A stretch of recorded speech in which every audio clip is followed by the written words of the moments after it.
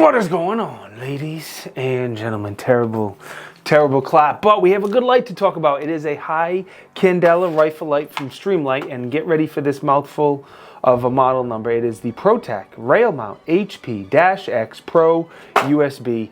Streamlight, you're killing me. Let's start with the lumens, the candela, and the runtime, because that's probably the most important thing. Lumens, on high it has 800 lumens, on low it has 55 lumens. On candela, on high it has 105,000 candela on high. Thank you, Streamlight, for putting out some high candela products. On low, the candela is 7,000. Runtime is going to be 2 hours on high, 26 hours on low. You get all of that from a Streamlight branded 18650. It's one of their fancy 18650s that takes a USB-C plug. It has a charging indicator on top, red when it's dead, green when it's good to go. And then it's also a dual fuel light, which is fantastic. So if that 18650 dies and you need CR123s in a pinch, you can throw in CR123s. And I'm very happy that it's dual fuel. The runtime does go down if you use the CR123s, just so you know, but it will work fine. Controls in this light are very simple.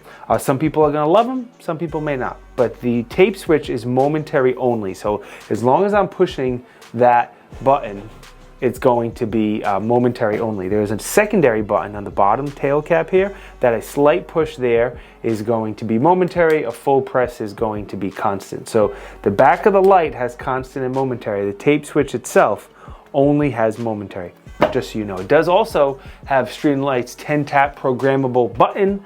The way this one works, there's 3 different modes. The first one is high in strobe. That's what's on right now when you saw me hit the strobe accidentally there. The second one is what I will leave it on. That's going to be high only. So no matter how many times you hit the button or what you do, it only turns the light on high, nothing else.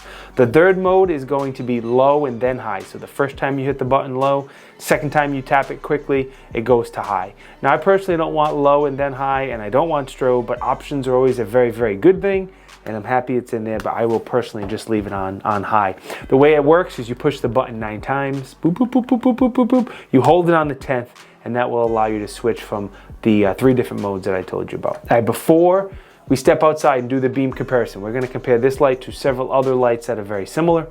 I wanna quickly thank Brownells. Brownells has always been great to me. I try to thank them in as many videos as I can lately anyway.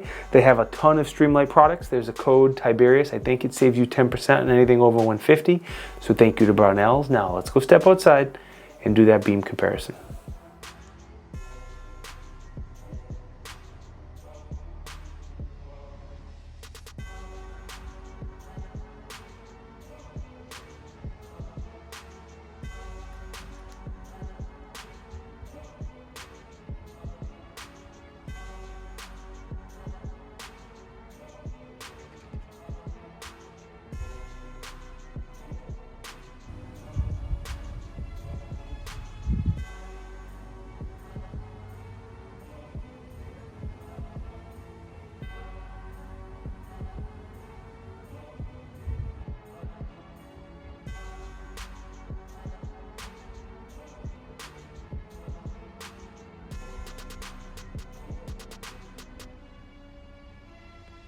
What did you think of the beam comparison? I think it's pretty good. I think it's on par with other lights, similar price, similar thing. I think it's good. The only thing to keep in mind is all of the lights are definitely much brighter from what I see to what the camera picks up. I've tried messing with my camera settings as much as I could, and the camera just doesn't do the light justice. Both the hotspot and the peripheral beams, all of them look a lot better than what you see on camera. All right, going back to the tape switch, as I said, the pressure pad itself is very easy to press. Like when I'm using it and I'm shooting, I never come off the button like I do with some lights, so that's very good. Momentary only, as I said. It mounts to a Picatinny rail with these 2 little rubber feet that goes on a pick rail. I think the most important thing, if you are going to mount this on a gun and use it for home defense or self-defense or anything like that at all, I highly recommend you use the 2 included zip ties to make sure you really lock it down to the rail and so it doesn't come loose. The only reason I don't have those on here is because this is a loaner. I'm always swapping optics and guns and lights and whatnot, but if I was going to use this for home defense, which I'd be fine with for this light, or self-defense or whatever, definitely zip tie those down to make sure those two little rubber feet, even though those rubber feet are on there pretty good, just make sure they don't come out. The end of the plug is a crane plug, which is absolutely dope. So if you don't like this tape switch, if you have a favorite one, you want to use a different one that uses a crane plug, you should be good to go. What the cord is going into on this light is the Neomag rigs. It's one of our newer products.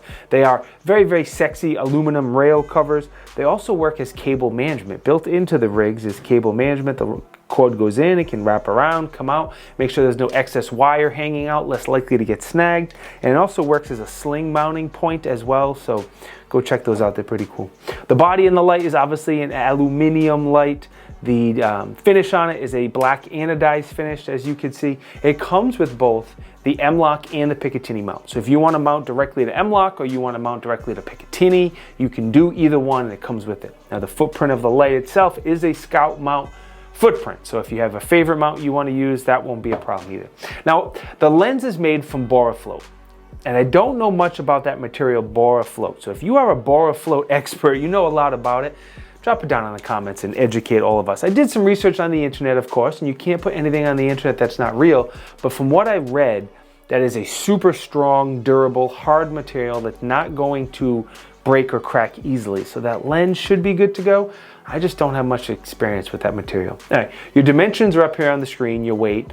As far as the pricing, if you want it with the mount and all the accessories, not the mount, but the tape switch and all the accessories and everything, you're looking at about $170 as of right now. If you want just the body of the light itself, you're looking at around $150 as of right now. And prices with Streamlight tend to vary and run all over the place, but that's a rough estimate, just so you know. The thing I did forget to mention is these do have a lifetime warranty. Streamlight has a fantastic lifetime warranty. All right, let's talk about the testing quick, and then we'll talk about pros and cons, and you guys can get out of here. So I've had this rifle since like February. I've had this light since like April. I probably have 400-ish rounds on the light, about 600 rounds on the rifle.